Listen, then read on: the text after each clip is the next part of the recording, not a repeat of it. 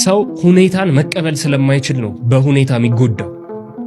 ዛሬ ካጣ የለመድከው ነገር ከቀረ ከነገሮች ጋር ራስን ማዋሃድ በቃ የሚቀርብህ ነገሮች ይኖራሉ። ለዛሬ ቅሩ ነገ ይደርሳሉ። እኔ አሁን ማጣት አልፈራም። ከዜሮ መጀመር ዜሮ ደግሞ ብሩ አይደለም። እኛ ብር አይደለም የሚከብደን ሰው ነው የሚከብደን። እኔ አብለኔ ዳዊት ስሙ ቢጠፋ ነገር ውይ እሱኮ ያኔ ስኬት ምናምን ብሎ በየፖድካስቱ ለፍልፎ ይሄው ዜሮ ገብቶ ማክሮን ዛሬ ዜሮ ገባ። አልፈራው እወጣዋለሁ። እንደውም ታሪኬን ያሳምርልኛል።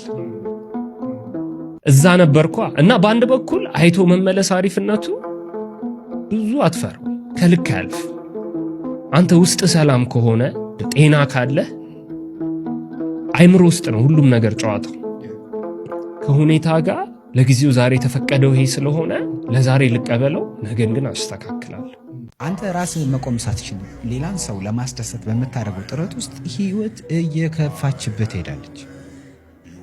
በቃ ሴቭ ራስህን መጀመሪያ ራስህን ሴቭ አድርግ፣ እየቀጠለ ይሄዳል። ከዛ አይ ሴቭ ማለት ምን ማለት ነው? በቃ ሴቭ አድርግ፣ በገንዘብ ሴቭ አድርግ፣ በሰውነት ሴቭ አድርግ፣ ኢነርጂን ሴቭ አድርግ። አብዛኛዎቹ ነገሮች ለራስህ ነው መዋል ያለበት። ለራስህ ሳይውል ቀርቶ ለሌላ ሰው ዝም ብለህ እያባከንከው ብትሄድ ቤተሰብ አንተን እየጠበቀህ ነው አይደል? ልክ ራስህን አበርትተህ በትልቅ ሞራል ልትሰራ ስትወጣ ደግሞ መንገዱ ጥምም፣ ስራው ዝንፍ፣ ጓደኞችህ ልውጥውጥ እያሉብህ ሁሉ ነገር ግራ እያጋባህ ነው አይደል? ይህ ወጣትነት ይባላል። ትከሻ በደንብ ሳይጠነክር ቤተሰብን፣ ስራን፣ ፍቅርን መሸከም፣ አእምሮ በብዙ ነገር መወጠርና ትዕግስትን የሚፈታተኑ ነገሮች እየበዙ መምጣት፣ ይህ ወጣትነት ነው። ግን እናልፈዋለን፣ ምክንያቱም ጠንካሮች ነን። እናልፈዋለን ምክንያቱም ፈጣሪ አለልን።